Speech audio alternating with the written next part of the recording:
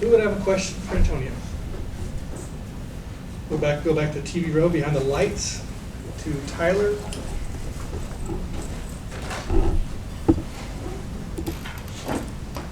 Antonio, with your performance you had individually against Colorado and just the defense as a whole in that second half, how much of that I guess can help with momentum heading into this weekend at Kyle Field? We knew going into the game that defense had to step up, but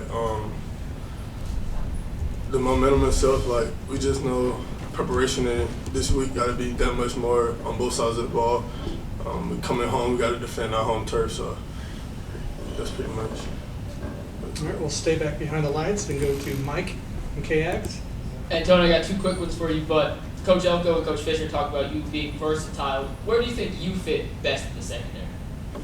I would like to say I'm a very versatile player, but I feel like wherever coach needs me to play in the defense is whichever one, I need to help the defense win, I'll play in position.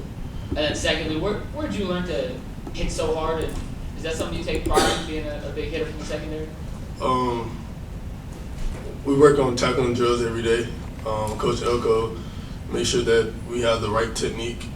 Last year I got a targeting call against Arkansas, so I've been really just working on the right technique, keeping my head up and not getting targeted. Okay, we're gonna go to the left side. Chuck Carlton from Dallas Morning News. Just curious, I grew up in Illinois, so I'm familiar with some of the great athletes that come out of East St. Louis. How did you get away from Big Ten territory down to A&M? What was the attraction? What was the recruiting process like? I knew I wanted to play in the SEC ever since I was a little kid. That's just been a dream of mine. So Coach Elko started recruiting me early on, and that was one of the most, I guess, Coach Elko, in our recruiting process, he just stayed consistent throughout the whole process. Even when I had started drifting off other places, he never stopped recruiting me. And then when I came here on my visit, it just felt like home here, so I came here. Cool. We'll go in front to Travis Brown from the Bryan College Station Eagle. I know it's on the other side of the ball, but when Haynes goes out and Zach comes in, how did you see him grow into the game, and kind of what was your perspective on what Zach was able to do as the game went on? I was proud of Zach. Zach came into a hostile environment. When Haynes went down, he stepped up. He did what we needed him to do. We asked for just a few points on the board. We was going to hold him, and he delivered. To me, he did exactly what we needed him to do. Go to the left side in front to Zach Kaler from Bryan Broadcasting. Antonio, for you, what's the key to getting a hand in there? I know you guys had a lot of batted balls. A lot of those came from the defensive line as well. But what's the key to really getting in the window that the quarterback's going for and being able to get a hand on the ball and hopefully an interception? It's crazy because we do that drill every day in practice. In our turnover drill period, just running at the quarterback with our mirroring hand, just basically mirroring where his release point is. That's just something that Coach Elko have us do every day. So it just came second nature, I guess. Is that something you ever did in high school, or? Nah, I ain't really blitz in high school. Okay. And I don't know, just something that Coach Elko just helped me with my game, honestly. Stay on the left side and go to Christy from the Associated Press.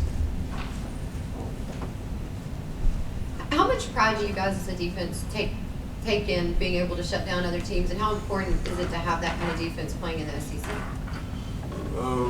I would say that's a big focus point for us.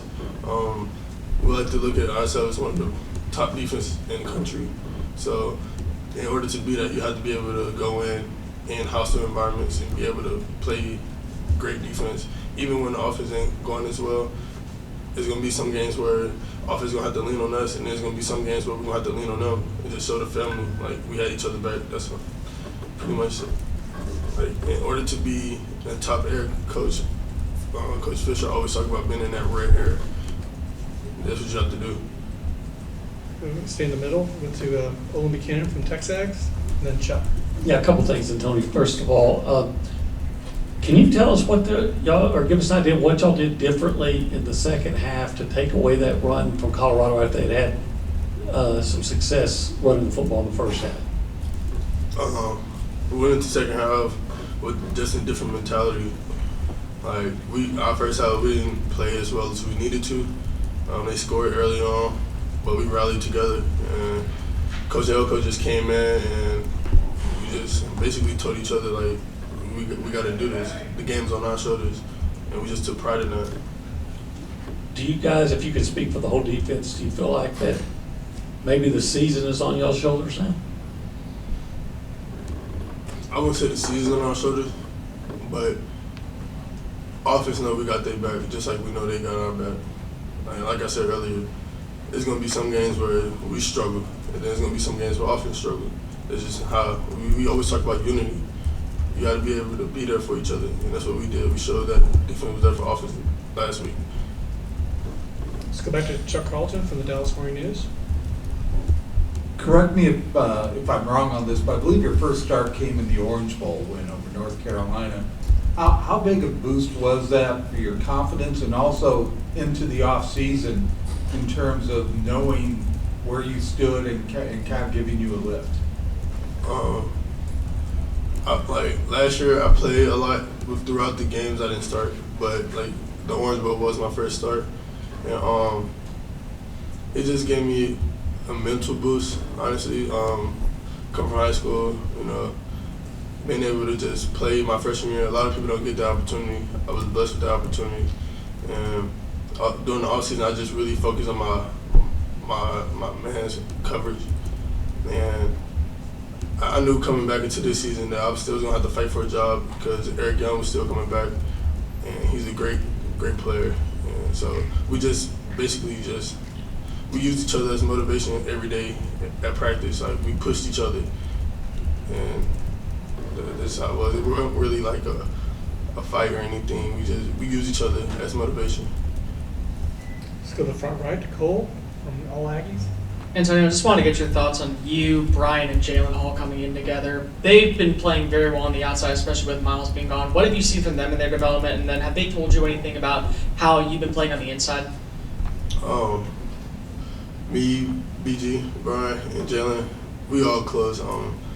This offseason, we really just dialed in and focused on just like our man coverage. Like we was together a lot during the offseason, working on like flipping our hips, just making sure like we tuned the little details in covering, just make sure like eye placement and just like any little thing that you wouldn't think that going into covering, we made sure that we just tune everything up. And they doing a great job on the outside, and I just gotta hold my weight on the inside. They expect me to do my job, I expect them to do theirs, and that's what we've been doing so far. All right, that's all the questions we have.